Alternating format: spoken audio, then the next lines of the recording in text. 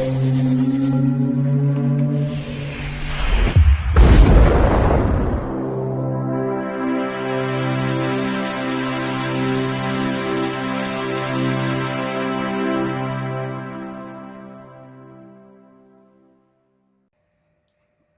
Bayek, it's me Ian, and in today's video I'm continuing my look at classic Doctor Who, and this is the Gunfighters from 1966. Now my previous review was of the Ark, and it would have been the Celestial Toymaker, but of course the Celestial Toymaker has only got one surviving episode. So at the moment, all I'm reviewing is the ones that are complete episodes, and we will go back and look at the ones with the surviving episodes. So there, all that.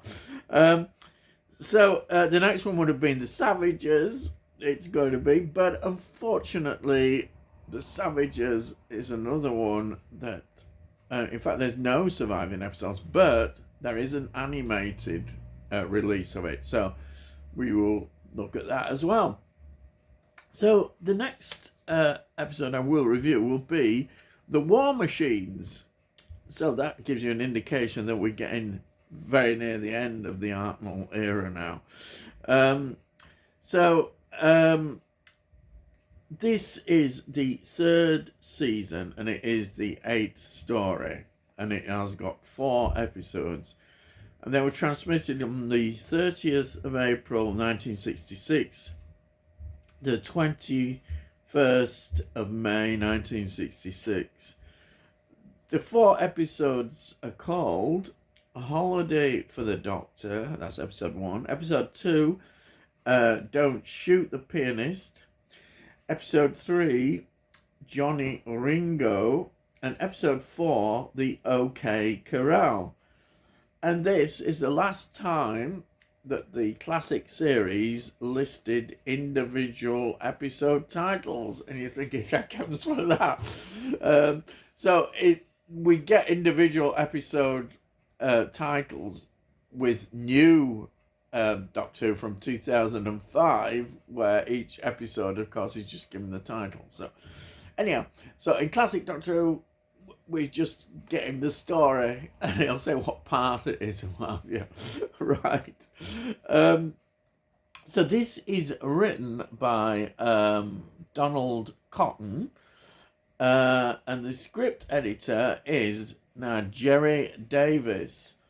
Now, it's directed by Rex Tucker. Now, this is important because it gives you another further background that this director was, well, he was in dispute really with Innes Lloyd, who was the new producer. And in the end, this dispute got to such a bad state that he wanted his name to be taken off the credits. So there we are. And of course, the new the producer is now Innes Lloyd, which is an interesting development as the way he looks at this series now. He's bringing another fresh approach and looking at certain ways of doing it. And there's quite a good documentary actually on the Gunfighters, which brings this into focus about how he, as a new producer, was coming in. But this was not one of his commissioned stories. They have to continue doing the stories that were previously commissioned. And I think that's how it works in the production like this. Now, the ballad is composed by Tristan Carey, and it's sung by Linda Barron. I have to say, this awful Barrett song that keeps repeating itself through the whole thing. Of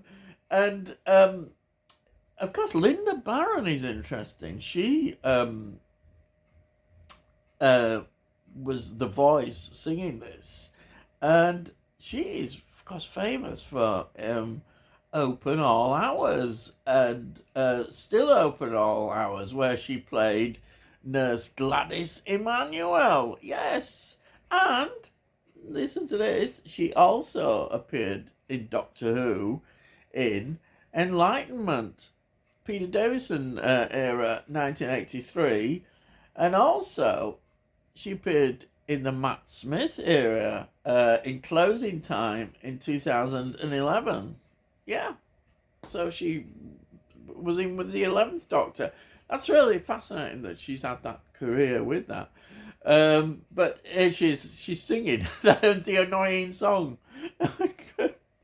So let's go through the cast. We've got William Hartnell, who plays the Doctor. We've got Peter Purvis, who plays Stephen.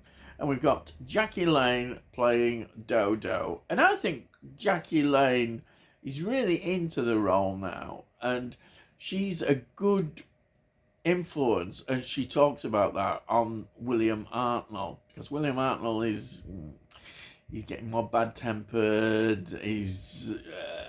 The illness is there now. And she was a good influence. And I think he took to her as well. And she has that energy which you need, I think, as well, in this sort of younger character, like Susan was originally. So she's very good in that role. So we've got Maurice Good, who plays Phineas Clanton, so one of the Clantons, you know. And as an actor, he was interested in quite a few films he was interested in, I noticed. He was in The Siege of Sydney Street, 1960. He was in Murder Most Foul, 1964. He was in Traitor's Gate, 1964. And he was in a film that I really think is very good. It's The Skull, 1965. Peter Cushing's in that one. He was in The Deadly Bees, cult classic there, 1966. And he was, They Came from Beyond Space, 1967. Oh, yes, and he was in Quatermass and the Pit, 1967. And he was in, this film props up such a lot, Trog. He was in Trog, the infamous Trog. Oh, yes. And again, a lot of TV series and TV films. Then we've got Shane Rimmer, who plays Harper. Now, he is a face that you recognise straight away. He's just just plays these parts. You see him. He often plays sort of American roles as well. And so there he is, fitting in this film quite well in the West. So he was in Doctor Strangelove, 1964. He was in The Bedford Incident, 1965. He was in You Only Live Twice. Yeah, it's my favourite Bond film, 1967. He was in Diamonds Are Forever, 1971. He was in Rollerball, 1975. Nasty Habits, 1977. He was in Star Wars. Yeah, there's loads of people in Star Wars. They're only small roles, but they're there. There's lots of people in Star Wars. He was in Silver Bears, 1977. He was in another Bond film that people loved, The Spy Who Loved Me, 1977. He was in Julia, 1977. He was in Superman, for goodness sake. Superman, 1978. Superman 2, 1980. Superman 3, 1983. Wow. Then he was in a very British comedy, which was Morons from Outer Space, 1985, which is one with Mel Smith, I know. He was in White Nights, 1985. He was in Out of Africa, 1985, Meryl Streep in that. He was in The Bourne Identity, 1988. Year of the Comet, 1992. Space Truckers, 1996. He was in Batman Begins. Wow. Batman Begins, 2005. Alien Autopsy, 2006. And I think his last film role was Dark Shadows, 2012. Wow, they're just some of the films he was involved in. But I know, like TV series, as well as I think in a soap opera. I think, as far as I remember my mum talking about him actually, because she was a big Coronation Street fan, and he came in as one of the Americans who I think was dating. I think they married as well. Elsie Tanner, who was a big character in this soap opera, Coronation Street. My God, I haven't seen that for years, Coronation Street. But yeah, there was that era I remember well because my mum, I always think about my mum, and yeah, she loved it. And why not, And then we've got John Alderson, who plays Wyatt Earp. Now, he was in Moonfleet, 1955, so going back quite a way there. He was in The Barbarians, 1960. Cleopatra, wow. Cleopatra, 1963. Hellfighters, I know that's John Wayne, 1968. He was in an Alistair MacLean film, which I always quite like, which is Fear is the Key, 1972. He was in The Klansman, 1974. He was in The Wild Geese, The Wild Geese, 1978. He was on Evil Under the Sun, 1982. Wow, Agatha Christie. And he was in Young Guns 2, 1990. That was his last film as well. Then I'll just quickly mention Sheena Marsh, who plays Kate.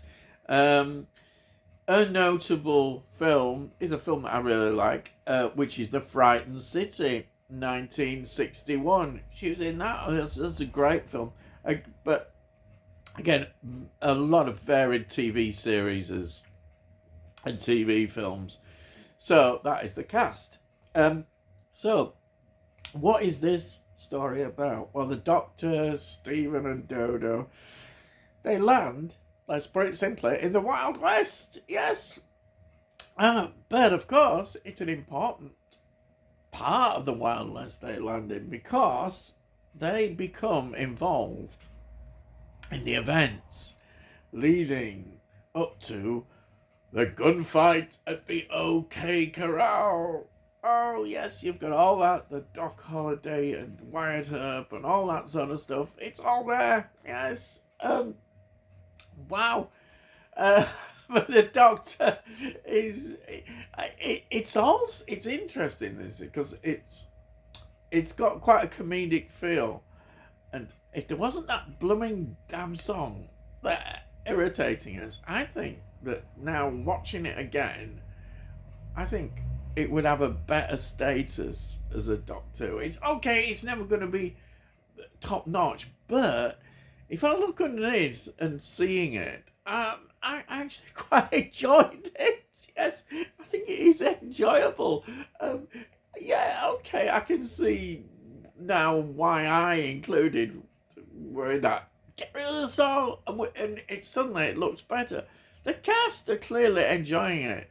William Hartnell is, and it's good to see William Hartnell enjoying this role, especially knowing what's happening to him. I think it's great. And the story, the setting, yeah, that's another thing. It looks good. The design and what they've done in the studio is fantastic. This is BBC again. Doctor Who producing great looking sets. So if I look at this now a bit more objectively, it's kind of gone up in my estimation, because before I just saw there. So Twin Dilemma is still the one, isn't it? Yes, it's still the worst bad one. This is better than Twin Dilemma. Definitely. It's by a mile better than Twin Dilemma. So I'm surprised myself that I've enjoyed this so much. If that irritating song wasn't there, this would definitely be up there. It's just, you can't get away from the song. That's the problem. That's the whole problem. But I think the comedy is okay, in this. I think it's fine. And the fact people just enjoying it, and William Hartnell clearly is, and knowing his condition, it's really good. I was really impressed with this. It's something I think if you just take it like that, take it what it is, I think people will enjoy it. So I'm really pleased now that I've watched this, and it's got rid of some of the negative feel I had about this story, thinking, okay, yeah, it isn't top notch, but I say there are a lot worse stories. Yes, and this is, he's still considered not the best of William Hartnell era, but I don't know, I'll tell you something, it's not boring. It's not. You're not thinking, oh God, this is going on, nothing's happening or anything like that. It's got the element, Mind you, even when sometimes you don't have to have totally action episodes, as the two-parter shows what William Hartnell era began, when they were in the TARDIS. And that was just them in the TARDIS, and that was a brilliant story. You could say a lot of not action happened in that one, but it was a great thing. So it's not that. It needs to be well written, and you need to get the performances, and you get that. And I think this works, I think what they've done is good. The writers, I think, have done okay. And, as I say, considering the problems going on behind the scenes and with William Hartnell, they've actually produced something that is now really, I think, considered worthwhile. And it's good. So my opinion has totally changed. It just shows you that sometimes we have to reassess things sometimes, look at them through slightly different lenses and just see it in a different way. And maybe I'm older now and maybe I see things better. And I think it's true in some ways. You mustn't be afraid to reassess how you feel about something. And this one now is not the stinker that people think. I know, it's almost like, I really enjoyed it. It's like I'm apologising for enjoying it, but I shouldn't have to. It's daft, isn't it, just apologise. This is good. This is good. I think it's definitely been a revelation for me, and it's a lesson as well for me as well. And I think that's a good thing. It's never too late to learn lessons in life and making judgments about things without really looking at it again. Because how I felt years ago is different to how I am now. And that's how we should see this, how we look at it. And so, yeah, this is good. I really enjoyed it, and I recommend it. Just take that. Get the annoying song, just try and forget it. It is hard to forget, but you can get over it. You can get over the annoying song. He says, it's still annoying though. It's still annoying. Oh, right. So that's it. Yes, I think I've gone on too long. So if you've liked this video, please give the video a like. If you give the video a like, it gets it out onto YouTube, and then hopefully other people might enjoy it. And if you've got any comments, please put your comments down. I love to read them, and I'll always reply to them. And if you're new to my channel, why not consider subscribing as well? If you subscribe, we'll let you know when I put out videos. And also, have a look at the playlists, and you can see all the past reviews I've done of Doctor Who, and then you can see all the other things I do on my channel, and TV stuff, and very much with a retro feel. And yeah, that's it. Yes. So all I've got to say is, I'll see thee again.